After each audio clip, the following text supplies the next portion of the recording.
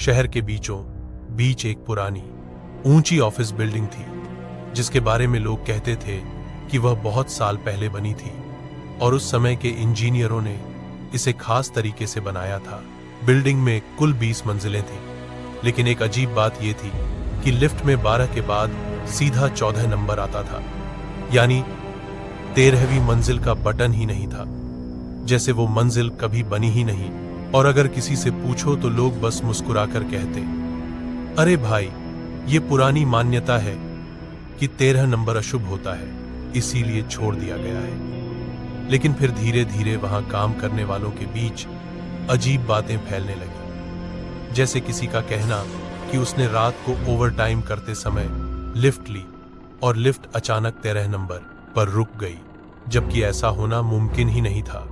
कुछ लोगों ने कहा कि दरवाजा खुलते ही अंदर अंधेरा और ठंडी हवा महसूस हुई, और किसी ने फुसफुसाते सुना तो किसी ने लाल आंखें देखी।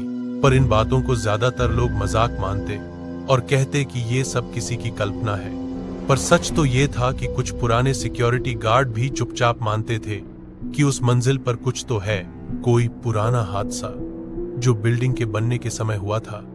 कहते हैं कि पहले वहां एक मीटिंग हॉल था और 20 साल पहले एक रात को आग लग गई थी, जिसमें एक आदमी फौंस कर मर गया। उसका नाम सूरज था, और तब से लोग मानते थे कि उसकी आत्मा वहीं अटक गई है, और शायद उसी वजह से 13वीं मंजिल को बंद कर दिया गया और नक्शे से हटा दिया गया। लेकिन ये बात किसी ने खुलकर नहीं बताई।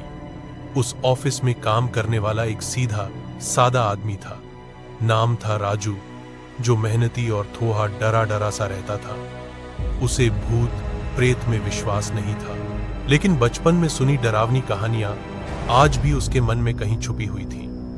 एक दिन बॉस ने कहा कि एक बहुत जरूरी प्रोजेक्ट की रिपोर्ट रात तक पूरी करनी है, इसलिए बाकी सब घर चले गए और राजू अपने कंप्यूटर के सामने बैठा काम करता रहा। बाहर अंधेरा हो चुका था, खिड़की से बस दूर दूर तक जलती स्ट्रीट लाइटें दिख रही थी।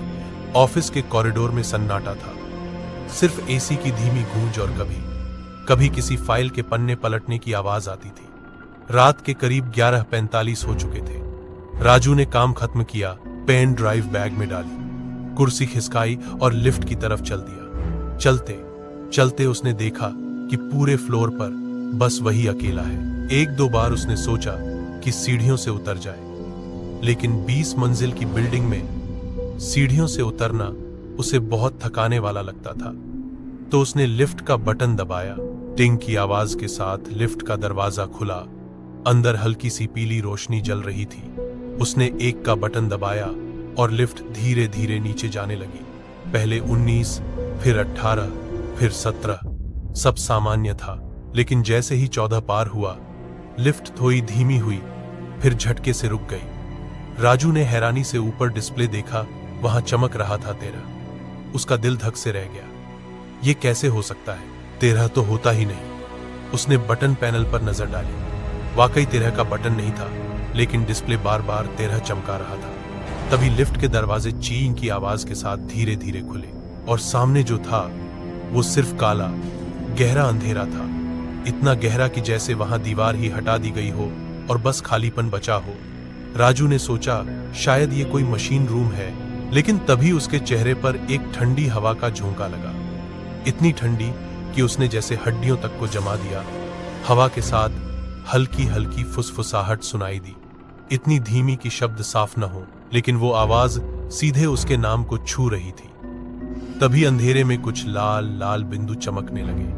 पहले तो 1, फिर 2, फिर 4, फिर दर्जनों, जैसे किसी अंधेरे जंगल में जुगनू जल उठे हों। लेकिन ये जुगनू नहीं थे, ये आंखें थीं लाल, चमकदार, बिना पलक झपकाए उसे घूरती हुई आंखें।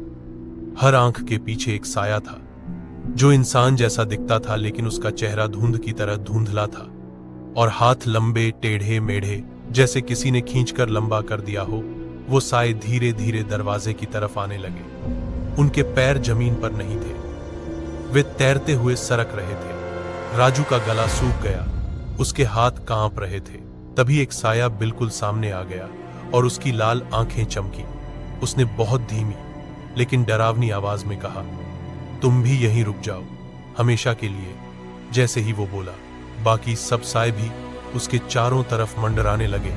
उनमें से एक ने अपना लंबा ठंडा हाथ आगे बढ़ाया और राजू के कंधे को छू लिया। वो एहसास ऐसा था जैसे बर्फ का टुकड़ा उसकी त्वचा पर रखा हो। राजू ने पूरी ताकत से 1 नंबर का बटन दबाया। लिफ्ट का दरवाजा झटके से बंद हुआ और लिफ्ट तेजी से नीचे गिरने लगी। गिरते वक्त उसे कानों में उन सायों की हंसी सुनाई दी।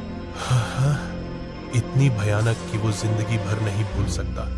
अचानक लिफ्ट एकदम ग्राउंड फ्लोर पर रुक गई। दरवाजा खुला और सिक्योरिटी गार्ड घबराकर अंदर आया। सर, आप ठीक हैं? आपका चेहरा इतना सफेद क्यों है? लेकिन राजू बोल ही नहीं पाया। वो बस हांफता रहा।